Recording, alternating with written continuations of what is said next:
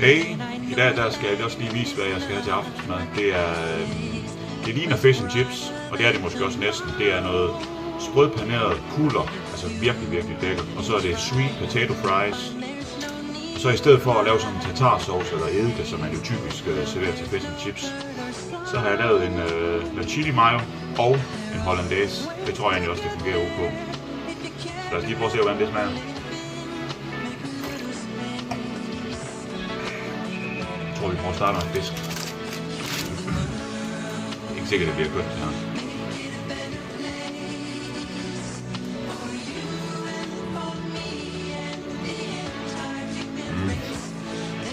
Ej, hvor er det bare godt. Sprød og fuldstændig juicy indeni. Det bliver egentlig okay med en hollandaise.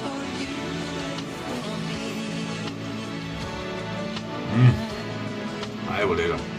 Det er lidt citronsaft på.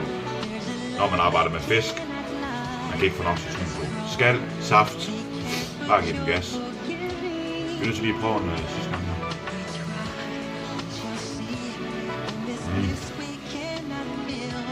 Ej, det er virkelig godt. Se hvor det damper. Så lige prøve de her sweet potatoes. De er faktisk svære at få sprødet. Men altså, man kan lige blanchere dem. Og så kan man putte dem i olie, eller airfryer, eller ovn, eller hvad man lige synes.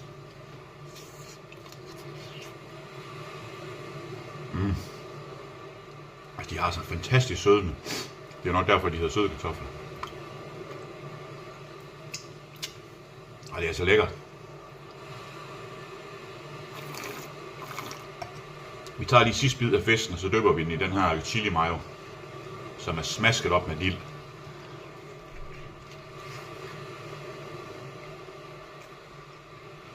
Og prøv at høre. Det er bare godt. Lav det. Vi ses.